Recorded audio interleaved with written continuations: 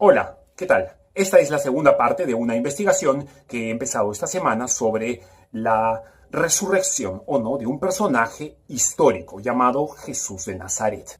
Empecemos esta segunda parte con un montón de evidencia.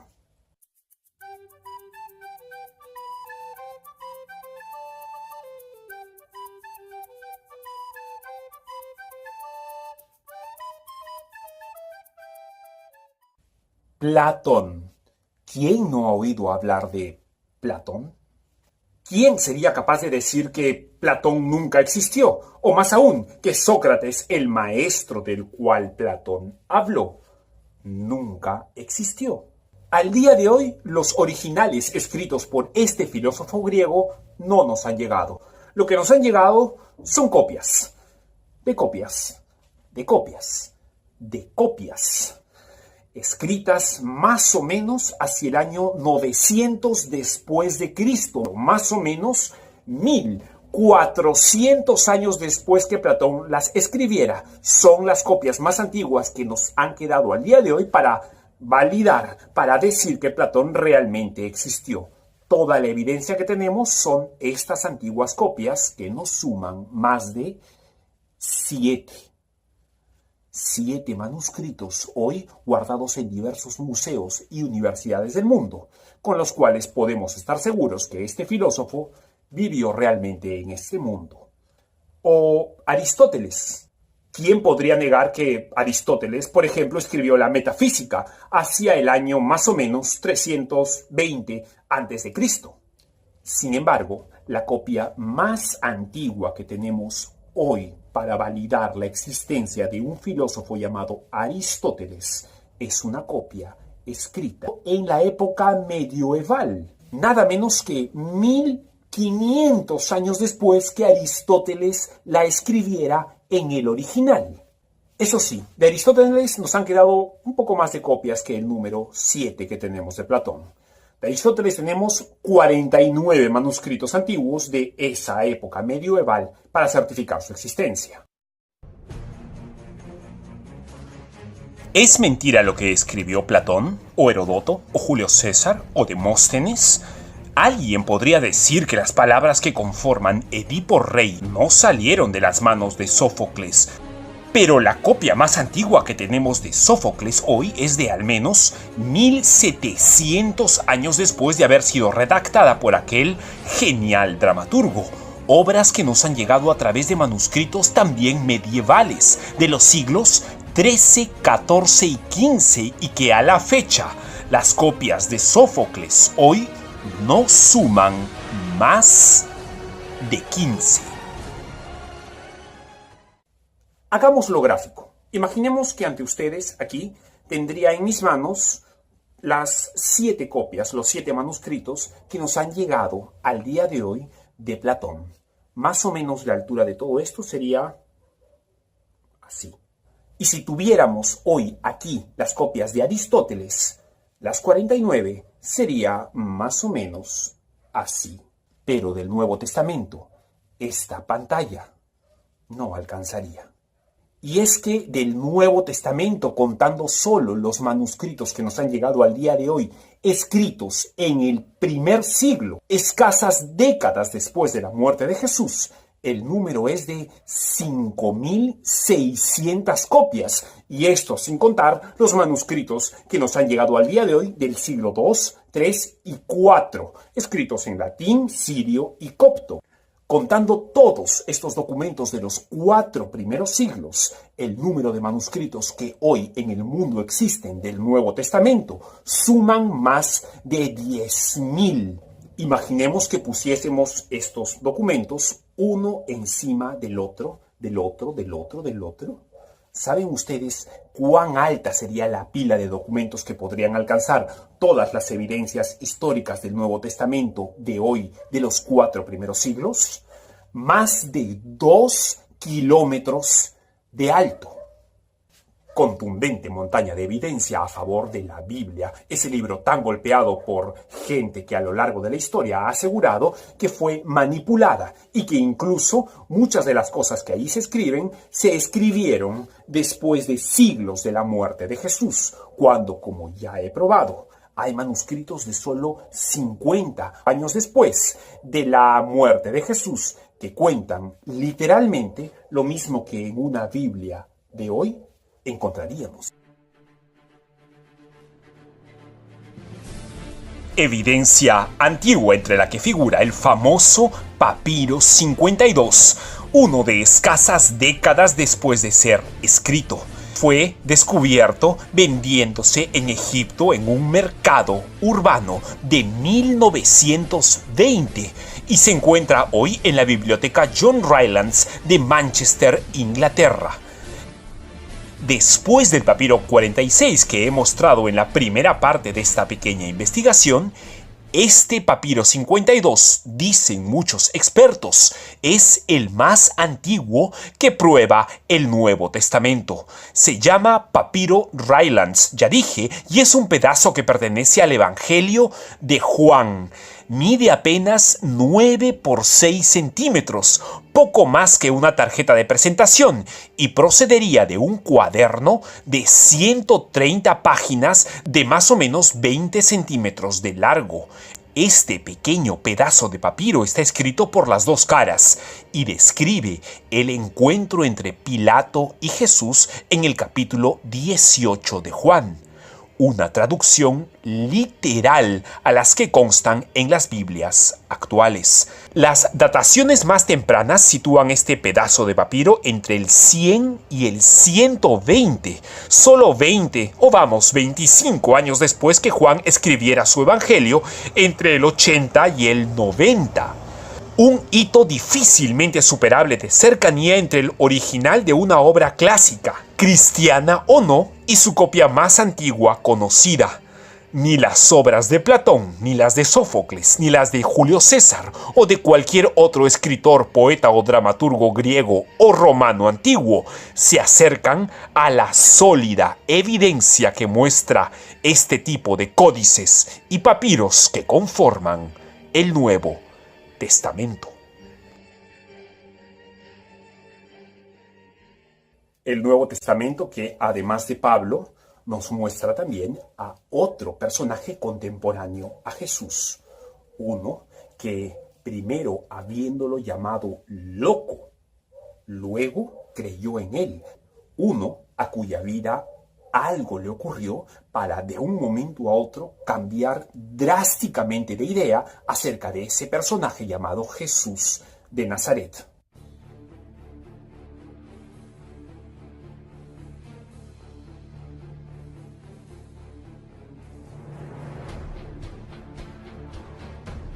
En el año 2012, excavando en una antigua casa en las afueras de Jerusalén, un grupo de arqueólogos halló esta caja de sepultura de piedra caliza del siglo I, un osario con varios huesos acomodados dentro.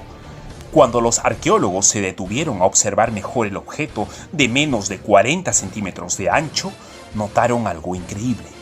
Una inscripción en una de las caras del objeto, en arameo, decía: Jacobo, hijo de José, hermano de Jesús. Pronto los expertos se quedaron con la boca abierta. Pronto, la autenticidad de la inscripción fue cuestionada por la autoridad judía de ese país, pero luego en 2014, un estudio neutral conformado por científicos europeos y americanos concluyó que la inscripción era auténtica. Jacobo, hijo de José, hermano de Jesús. Jacobo, un nombre en hebreo que en español significa Santiago, el mismo nombre de un personaje histórico que un historiador no cristiano llamado Flavio Josefo en el 93 después de Cristo mencionó en el capítulo 20 de su libro Antigüedades Judías. Ananías era un saduceo sin alma. Hizo que el Sanedrín juzgase a Santiago, el hermano de Jesús, llamado Cristo, y a algunos otros. Los acusó de haber transgredido la ley y los entregó para que fueran apedreados.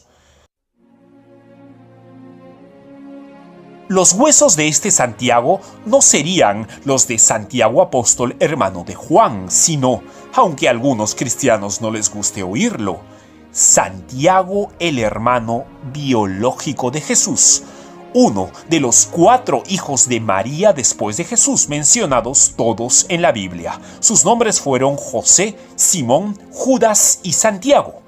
Para el tema de este video, Santiago es importante porque es el mismo que cuando Jesús estaba vivo, según los manuscritos antiguos, aseguraba que su hermano se había vuelto loco.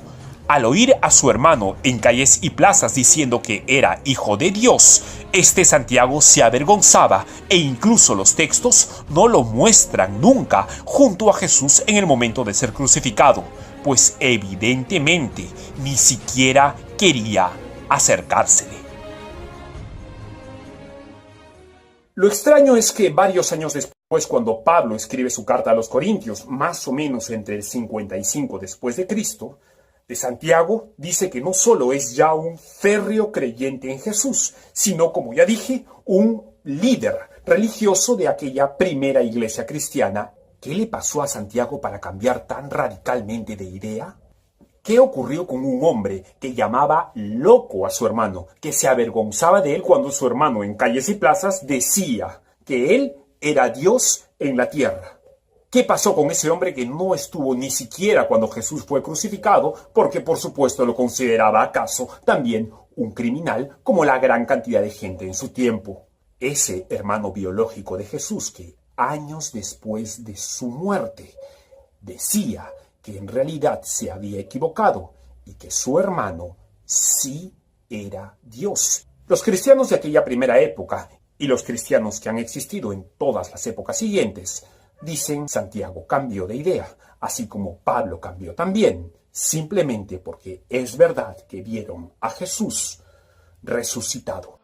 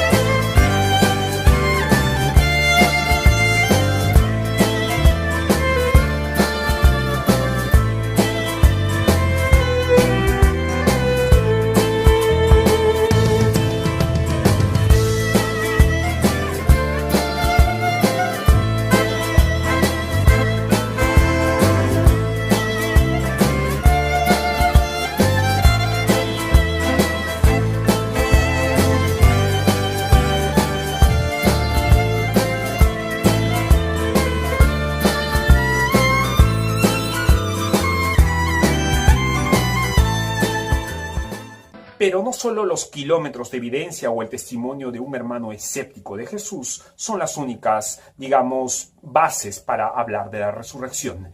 En la tercera parte de esta investigación les prometo algo más alucinante.